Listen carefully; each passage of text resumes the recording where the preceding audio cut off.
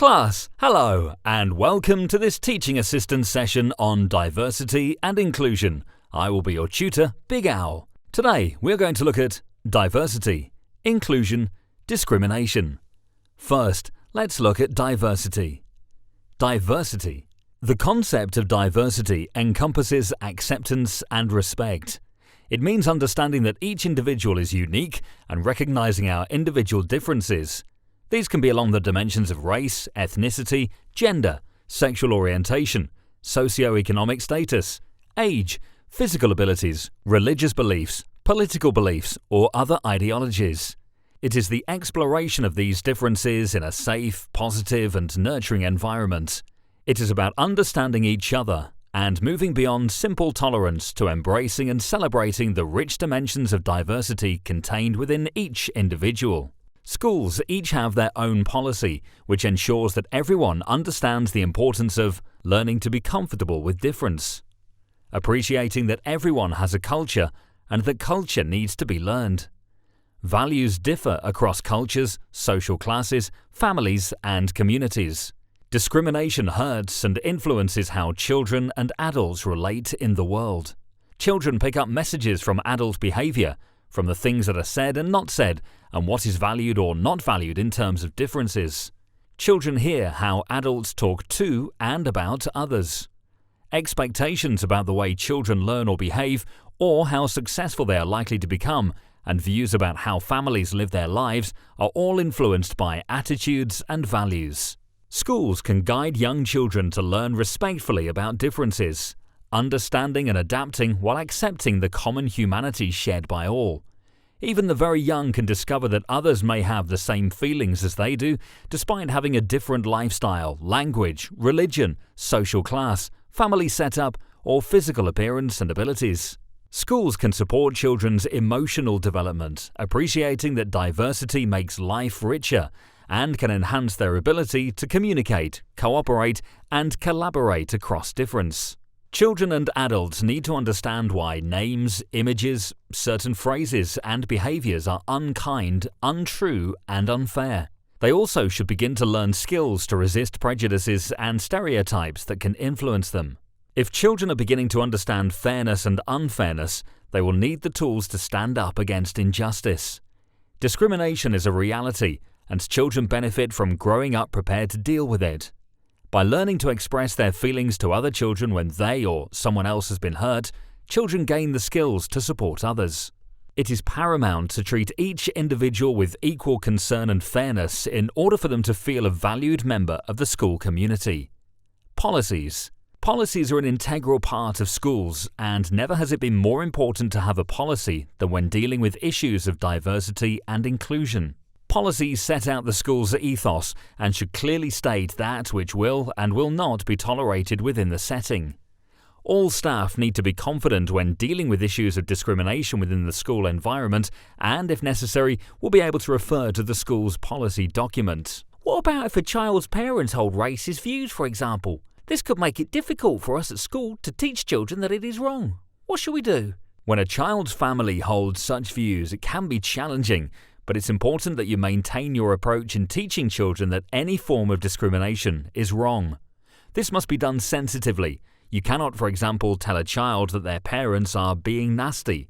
We'll look at discrimination a little later. For now, let's have a look at inclusion. Does inclusion mean making sure every child takes part in an activity? Yes, the term inclusion is defined in the dictionary as the state of being included or the act of including. Much will depend, of course, on the child's ability to socially interact.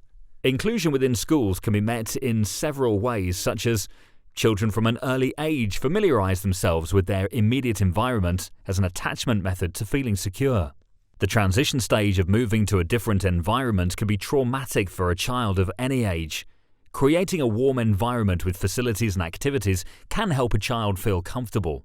In addition, it is important to associate a warm environment to the child's eagerness to explore the environment, hence developing their intellectual needs and their confidence to approach others, thus developing social and emotional needs. Creating enjoyable experiences for the children to play and learn from. It is important to recognize the age of the children you are working with and their needs. If this is not accomplished, problems will occur and children will not benefit from the rewards of a diverse environment. Adequate stimulation and resources are needed as all children learn through play and first-hand experiences. For example, children under 5 years of age will enjoy each other's company and investigating toys and play situations, whereas older children may enjoy the opportunity to talk to an adult who is not their parent. It is important to remember that for inclusion to be successful, all children need their learning activities planned and structured. Children need to be encouraged to respect people and their environment. However, for this to be successful, children have to have experience of what respect is. Inclusion means enabling pupils to participate in the life and work of mainstream institutions to the best of their abilities, whatever their needs. Because the world is a changing place, it is important that inclusion be taken seriously. It is important to value all individuals equally and reduce barriers that currently prevent this happening. It is important that we acknowledge the right for children to be educated in their locality. Valuing some people more than others is unethical and morally unacceptable. Every child has the right to be educated without discrimination. What is discrimination? Discrimination is effectively the denial of equality. Discrimination can be either direct or indirect. Direct discrimination is taking place when a child is deliberately treated unfairly, either by being denied opportunities, bullied, ignored, or abused. Indirect discrimination occurs when children are made to feel uncomfortable or compromised, perhaps because of cultural differences or disability. The effects of discrimination can vary immensely, from the very obvious effects of poor self-esteem and lack of confidence, perhaps caused by bullying or taunting, to the less subtle effects caused by general misunderstanding. Discrimination can lead to mental health problems, depression, loneliness, or aggression. Are there different types of discrimination? What are they? Yes, there are different types of discrimination. We'll have a look at sexual, racial, and disability discrimination now. Sexual discrimination. When girls are expected to play with girls' toys and boys are expected to play with boys' toys. This may cause the children to think that boys are better than girls and girls are better than boys. In some cultures, girls are discouraged from boisterous play and encouraged to play with toys and props which promote home building and nurturing. Some parents refuse to allow their sons to play with dolls or dress up and expect their daughters to enroll in dance classes rather than football lessons. Racial discrimination. A child may be led to believe that they are not permitted to play with children who are from a different background or culture to themselves, either because they feel that the other child is inferior to them or because they themselves are not worthy of the friendship. They may be feeling very lonely and left out. They may become very shy and negative about themselves and their peers. Disability discrimination. This is when a child with a disability or impairment may be denied the opportunity to take part in activities that a more able-bodied child is offered. They will feel hurt and upset that they cannot take part depending on what kind of disability they have. In summary, today we have looked at what diversity and equality are, discrimination, the different types and its effects.